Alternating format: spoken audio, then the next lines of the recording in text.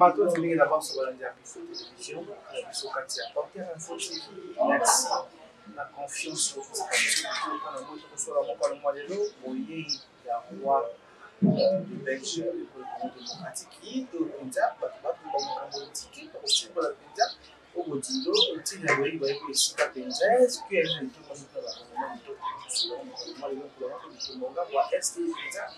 Paul Kagame alingi kotika kimia na bakongomani ngambo ya STL était likambo ya M23 et ali politique vraiment congolais kasi alikoli ko accuser armée na tiko ya bongo sema FDLR pour kubundisa bango ngambo ya Rwanda kusolo mkolomani kusuka batutiki kili ene mwana mboka abaki mafinga yopenza za Kongo libre penseur yopenza sala kabisa sembo kwa Kongomani pense que musika pendea alika kusinga okamata mwa hii big comme amate kozwa matière comme peut-être que tu peux kola na le pendea sika kusala ba diwe bisika bisika ko kamata mwana kupesa mbote mbote le gouvernement ya congolais de bien et de bien oui santé non santé d'abord toujours santé na kati lorsque vous engagez pour la vie santé soit c'est une façon de vivre pour vivre par rapport à ce que vous faites.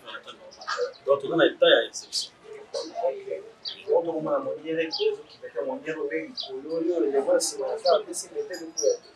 Si, d'abord, il y a la couleur rouge. Dans la deux sens. Le premier sens, c'est-à-dire l'esprit, il y a Ubuntu Spirit. Ubuntu Spirit, c'est l'esprit où les Sud-Africains sont tellement qui n'ont on a tout ce temps, là, c'est et l'attaque qui va permettre et peut-être deuxième volet d'aller dans la zone de la pour lui qu'on a pour la tête la rouge et casse la forme la carte à berre berre d'aller symbole la soda toi maximiser ce que tu as pensé à la commande, ils pensent que c'est pour dire pour la vie, pour la commune, l'état de prière, ils sont bons, sont tout bons, ils la donnent pas, ils font ça. Est-ce que aller battre pour dire que le bénévole, ma commande dit là, ils sont autant de bossons, ils disent là, tout à fait Rwanda. On a dit agression, le pouta, oui, oui, il y a Paul Kagame.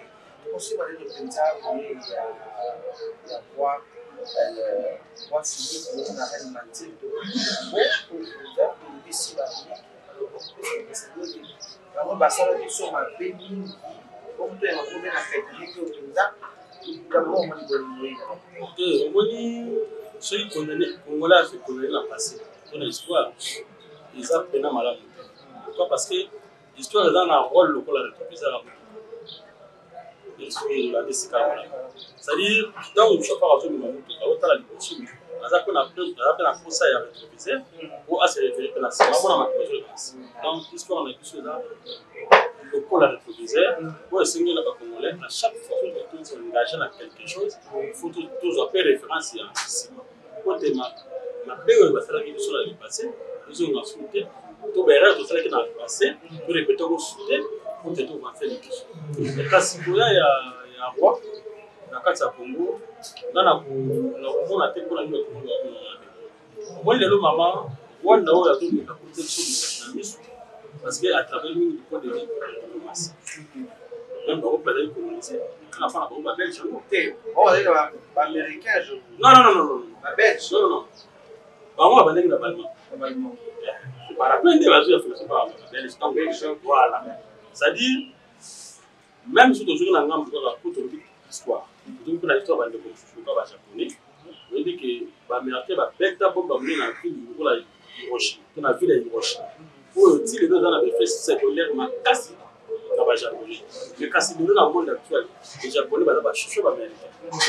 C'est-à-dire, à un moment dans la vie, parce que dans les autos, pour nous, on a passé, ils ont la faiblesse de l'auto. Ils ont la carburant, ils ont poussé pour la ils encore pour revenir à l'état où on a mis là. C'est arrivé à roi, ils ont l'importance du point de vue diplomatique, ils ont le mot du côté Cambo, car l'image de ce malade pour partout au monde. Congo a une image. Un peu partout. Congo a déjà. Congo déjà, on a discuté à Kabila où on a une image bien très et dans la bataille, on a mais sans wana, on a dans l'insécurité, et pas ça va tout pays. Mais arrivé à voir, et puis 6 jours on a 4 mobiles à Congo, et ça, si le logo fort, la mise sur une chose, à niveau international, pour la traquer, peu à Congo. Ceux qui voient le monde, c'est que donc, je te rejoins les gars, par contre, la chose est bien, c'est nous dans le cas, l'Amérique, qui voit les voilà. Donc, tu vas mettre le sauté qui va s'en sous. On a donné à ce mot pour nous l'avenir ensemble. Nous bateau, le voilà, on va mal on esclavagisme. Vous comprenez? À part ça, nous allons gagner. Et puis, qu'il voit en 2020. À ça, la lettre, nous avons là, on va on a signé un chef de l'État.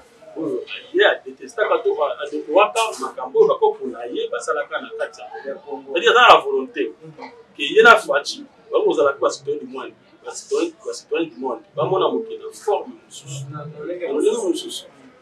moi, je dois vivre surtout quand c'est quand on a appel, n'est pas pour mettre le matin. Vous avez juste la Chine.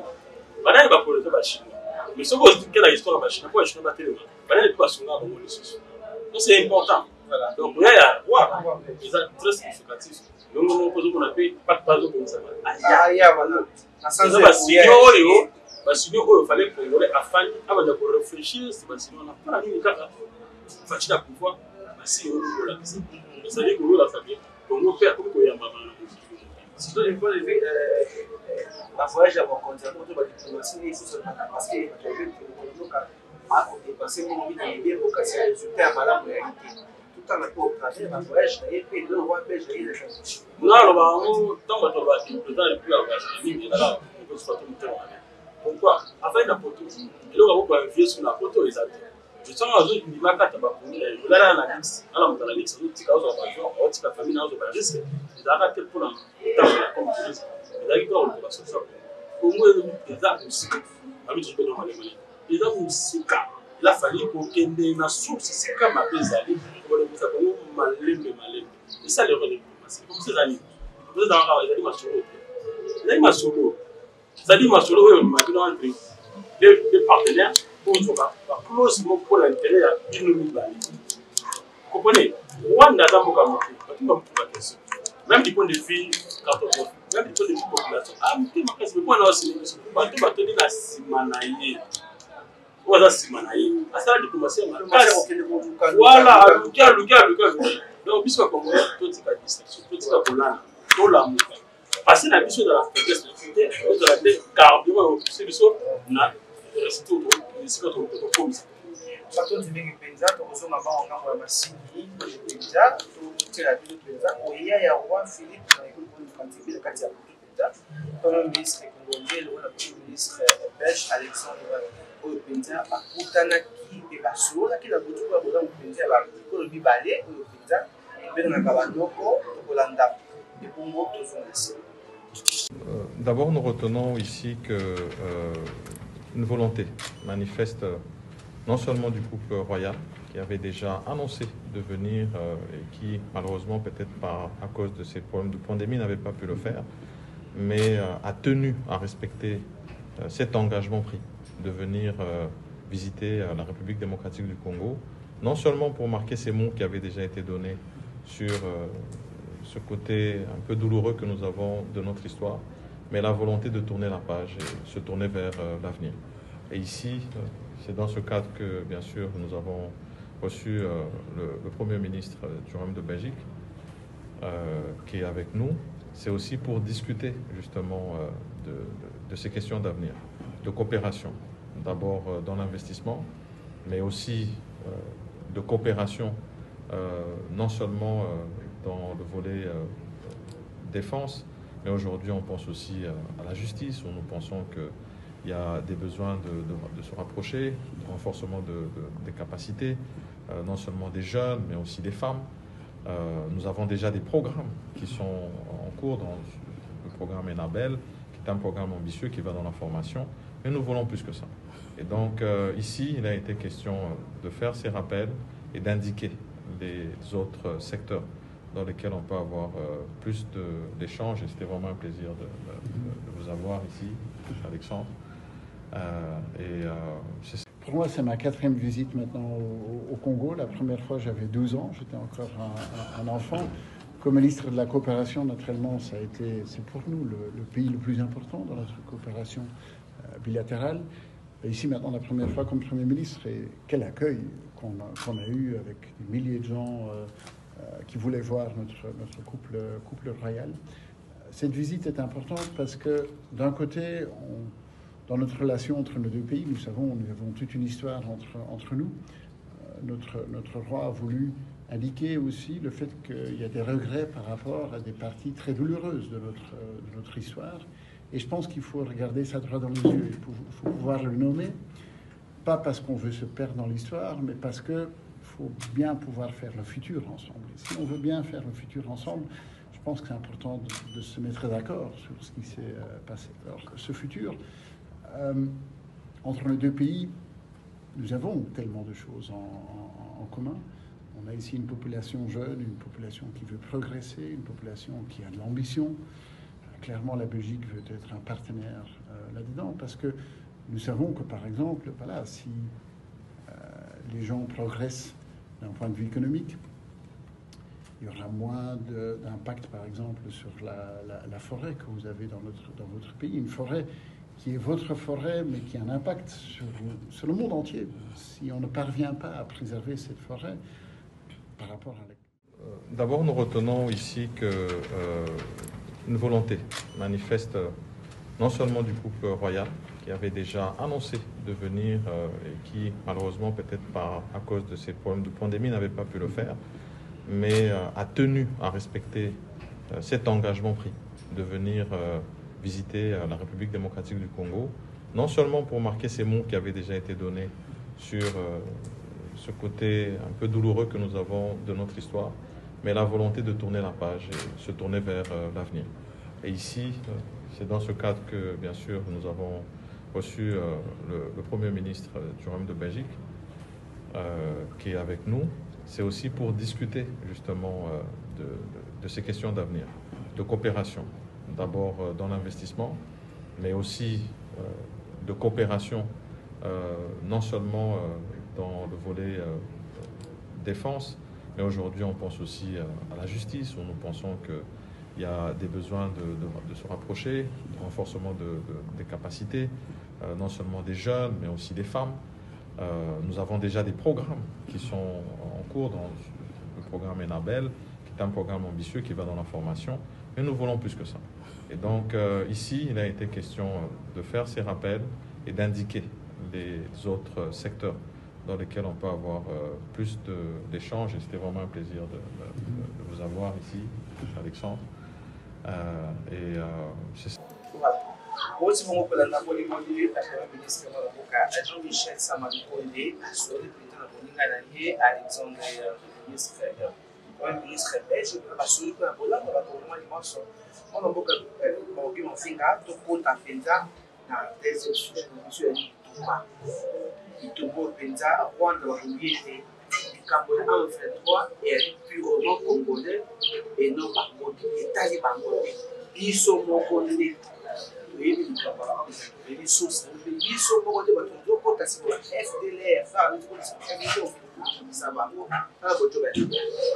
non, on va parce que entre les missions pas ça va pour le bâtiment comme tes campos à la France. Donc Kagame alors jouer un rôle au moment il est le mondial quoi ça l'Afrique m'a fait. On va nous dire ce n'est pas l'intérêt quoi ça la quoi ça l'Afrique m'a fait. On dit que la semaine l'Afrique m'a chaka.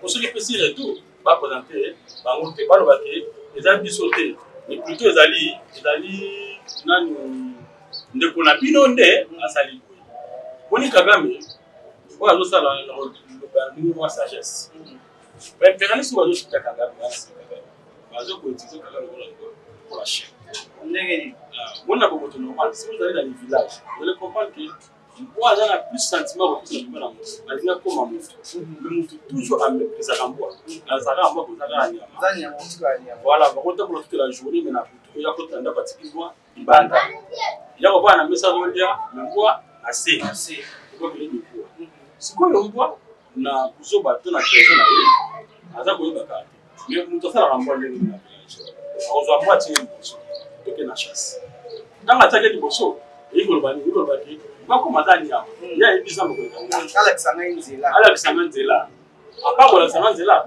yende amuna ko bande ko na musika asina na ngai comme ça va dans ko bande ko na ye la suivi besoin na reta village siko mbwa to bazo ke na muto na chasse akati bosso aso ko na ya rusinale botala nani sapaye botala nani te keba botala ngolo ko pete masasi mbwa pa kama kazo ko pesa basi kila moni mbolo ko na moni tel muto anandia bomi mais kasi kama kama tango muto azaka nyama zo na village bali ko kabola to ko kabola shina mo ya bomi qu'est-ce qui se passe voir musika et puis azo zoka mikoa azo kwa kilamba pour la samba que yo a tout trahi ba de ko ndeni ko zala jamais muto zaka nyama ndenge na kaga quel que soit trésor ça va en Afrique précisément en Afrique centrale l'impérialiste wana na bindele ba ko traiter toujours noir alors comme on jamais mundele au moins là où vraiment ba problème de ma casse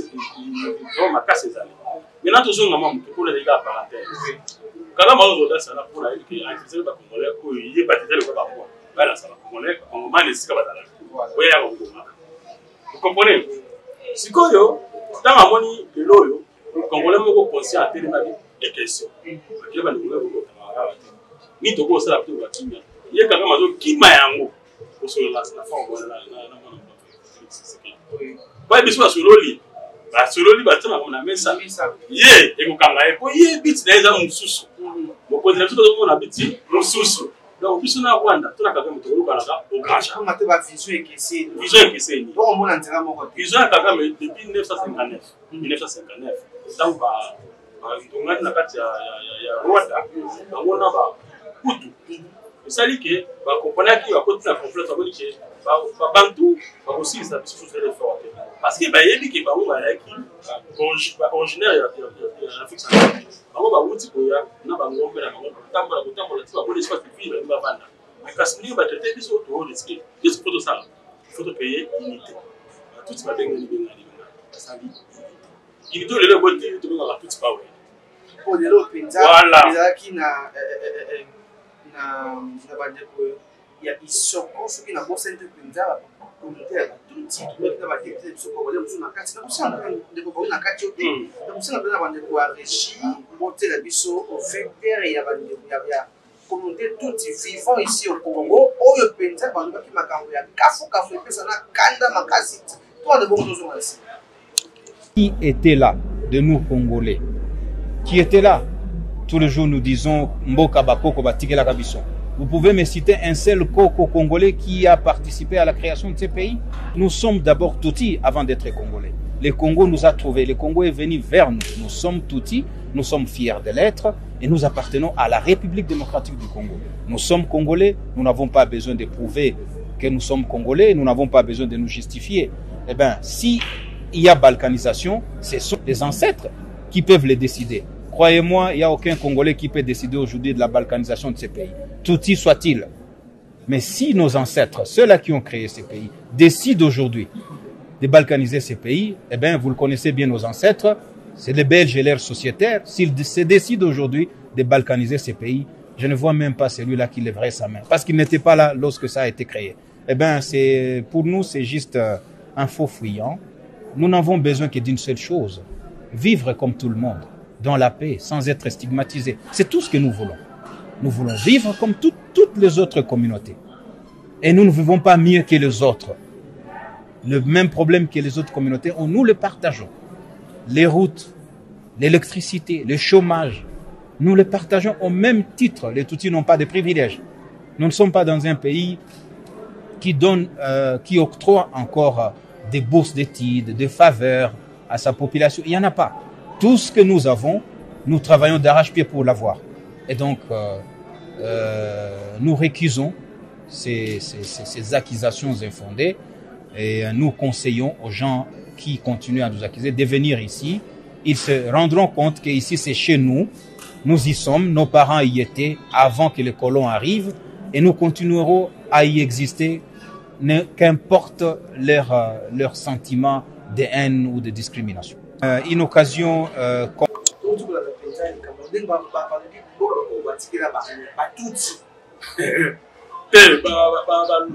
bien.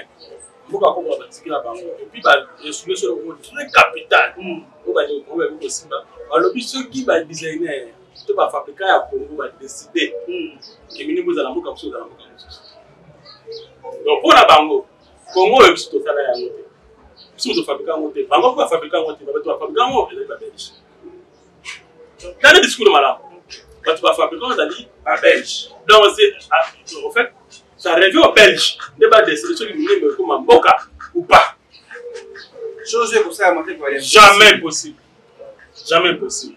Mon idée là-bas. Bah là la l'autre a toujours Congo. Appelle Congo. Congo pour la banque. Il y a paradis là-bas. Donc sur l'autre a paradis que les gens aiment. On va l'autre a de paradis là-bas. Les nations n'ont pas dit tant bah tout tu vas comprendre qu'il faut te créer ça. Pas d'activité. Le voilà c'est notre culture unité, c'est très important. Unité va tout décider bango et nous pousser bango pour ça va donner la puissance. Mais nous on fait puissance. On peut demander. Ce qu'on a puissance on a qu'est-ce qu'ils doivent faire. On dit continuer la stratégie. Mais pour utiliser stratégie à Belgique. Mais pour utiliser stratégie à Belgique. L'Open Day dans cette unité. À l'époque, dans la Néwana, la colonisation, Belgique, on est sentir faible. Puis la vie est l'Allemagne, la Grande-Bretagne, la France, c'est comme ça. Donc, on a dit non, il faut créer puissance. Mais pour créer puissance, il faut la Belgique. C'est comme ça là, mine. C'est un grand passage à Belgique. Il y a beaucoup de ça, le côté mécanisé. Au Belgique est dans la forme, il faut dans l'espace. Au Belgique est dans la forme, il faut dans la pouvoir économique. Et puis Belgique est dans la forme, il faut dans la main d'œuvre. Trois éléments là. Trois éléments de très capital. Mais le code a vos salariés. On dit que tu as l'espace, tu as mis des pour créer pouvoir économique. Voilà. Mais au moins en Afrique, il faut qu'on ait une la Congo. Le code pour être à l'espace à Colonna. Colonna, voilà, dans le ministère de l'Oko, à Teka, à niveau international, pour créer un pouvoir économique. Oui, c'était en matière de premier pays, caoutchouc la vision. À Teka, pour ça la puissance économique, tout pays comme main d'œuvre, dans la Congo. Il y a un moment une stratégie à Kagame, du point de vue à tuerie naïe. On va regarder mon peuple là pour le code de la stratégie. Quand on a beaucoup, quand on a biso, il y a moins de Kagame à ça. Kagame a bien dans la bombe monique. Pourquoi dans la puissance, la puissance espace. Il ne faut pas savoir. On va Kagame la biso nani. Voilà pour ça, Mongo, pouvoir économique. Il est pour le bilan malade, il y a beaucoup de choses dans le pouvoir économique. Alors, pour le pouvoir économique, bon, wapi, tout bien peut infiltrer, pour créer une hégémonie politique. C'est-à-dire que les dirigeants ont obligé Congo. Côté, chose dans la touche, la même mise, la même mise, la bataille, la bango, le magabouki, le même son bongo, le moni n'a plus dans la ville. Mes frères, le gouvernement a tout individu pour ça, on va négocier 250 millions à Rwanda pour le développement à Rwanda. Au Moni, pour l'économie, il y a Rwanda. Donc, Moni, pendant que tu as gagné là, Rwanda m'a dit l'économie fois 20. L'économie m'a dit fois 20, Angola m'a dit fois 15, Mozambique fois 10, puis on m'a dit fois 1, quelque chose. Donc, vous allez l'autre côté, presque rien. Et puis, on va continuer sur tout matière économique, pour tout ça toujours faire, on va continuer toujours des bisous. Voilà. Parce que l'espace, on est dans la Béni, on a Sibki, on a Nini, tout comme ça. Rwandais, c'est déjà changé d'origine. Rwandais, vous aussi m'appelez pour être du major officiel. Mais à ça, la nous, à Pouya, à Pouya, à village. Moi, la salle, à Pouya, à village. On va remplacer Batina. On va pousser les suites. Et comme à la table, Rwanda Robert Géo, outil là, en Ukraine. À un moment, on va se développer dans la carte de la déclarer le référendum. Sous prétexte que, pour moi, je vais combattre la Rwanda, mais on est sécurité dans la Rwanda. On va s'engager sur eux. Partout, on est la Rwanda. Pourquoi on est niveau au référendum? complice de la communauté soi-disant internationale. On peut savoir. On est trop prudent. Même dans le bateau, mais tout qui est pas dans l'émotion. Pas partir la carte d'émotion, pas dans l'émotion. Pourquoi on va s'acheter quand appelle les coffres. Qui est pas dans l'émotion. Pourquoi? Parce que tu as dit que les 9 frontières dans l'émotion, la ligne à sauter. Par contre, parce que vient sur le roi Rwanda. Dès que nous avons des on a dit récemment, quand on a appelé dans la ville, pour la on a appelé là, c'est 22 millions d'hectares. Mais souvent, grave encore. Papa, si la frontière quand même sur la bas pourquoi Bakuna? Parce que quand même il veut contrôler l'Est et l'Ouest. Ce sont des choses qu'il fallait te faire dans ton organisation. Il veut contrôler l'Est et l'Ouest. Pourquoi il dit que on a continué ceux qui ont l'Est, ils vont voir. Qui m'a se retrouver dans l'Ouest. Donc, on est non loin. On a qu'à faire formation. On frappe Kawa. Vous avez mon voilà. Si quoi est plus saut, tout ça agité, tout boula. Il y a un moment où on a dit que sagesse, c'est de comparer avec la sagesse, ça c'est bon. C'est toujours malade, parce que machin de pénal, malgré tout s'agiter et la calme. Donc on a à quel angle, à quel avantage. Tout ça dit, alors que les gars vont passer un message beaucoup. Alors que ça, malgré que on va parler de la Rwanda. Puis ce que là-bas, c'est un abysso. La vie politique ou stratégique du commerce au Sani. Au Sani. Donc, on a des efforts de commun. Donc, dans la cible, on va arriver à des bisous pour moi, parce que je m'appelle bisous pour moi,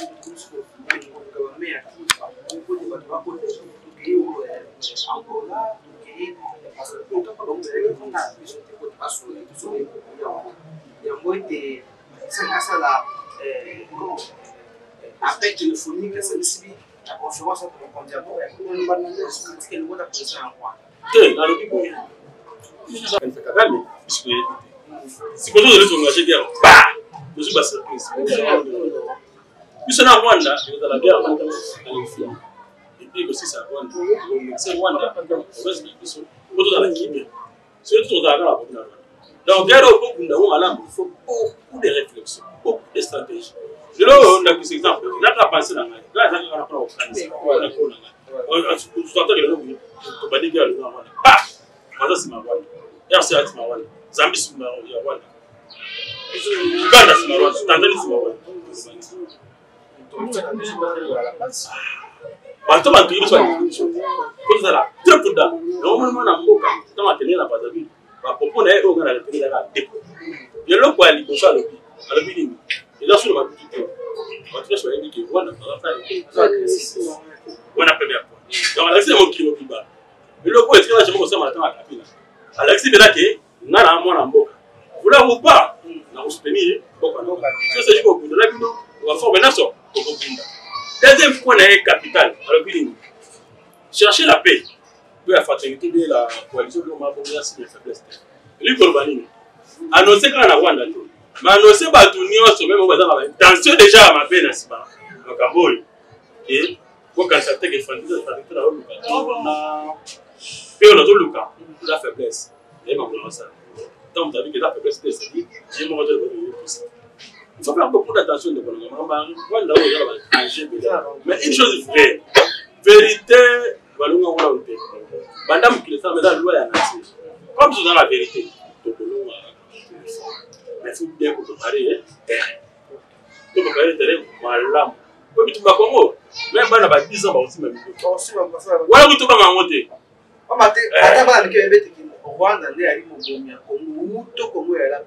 À part ça aussi, toujours le même Congo, mais surtout dans le nombre d'infiltration. Vous voyez qu'on a infiltré l'administration, même l'armée, même la présidence. C'est aussi mis 4 armées. Il a vu plan A, l'information est bimée et qu'on a vu plan A. Donc c'est avantage pour la chose. Le moment où on a quel point de vue administration. Administration c'est la colonne vertébrale de l'État. Tant que déjà, on va infiltrer l'administration, c'est-à-dire que l'administration choc. L'État qui est l'État. L'État dans la chambre. Vous comprenez, madame? Donc, l'administration d'Ali, colonne vertébrale, il y a l'État. puto mokonzi mboka koto lokote mpenza atie ba mandataire te likambo yo ala mpenza kwa kile ya division ya leta ba entreprise mingi ya leta oyo ya leta tango ya kabila kilo moyo yo ndio mokonzi mboka sivite et kwa pelo ko moko kite ya makaso endi pe kubimisaka ba sa tekete ko ba Rwanda si objectif ba infiltration ya Rwanda quand même besoin d'information dans le bas on a vu sur le discours on est moko ba sala ka je pour la Rwanda on a toujours pensé au sentiment alors makamba kongo ayi donc le roi de matin à jouer dans ta chambre ça dit à l'accès biso que nazo ka information voilà ayi biso mais tout et tout on comprend parce que biso ko là putain on d'abord quand on va passer ma classe de sagesse on même maka école to muto maka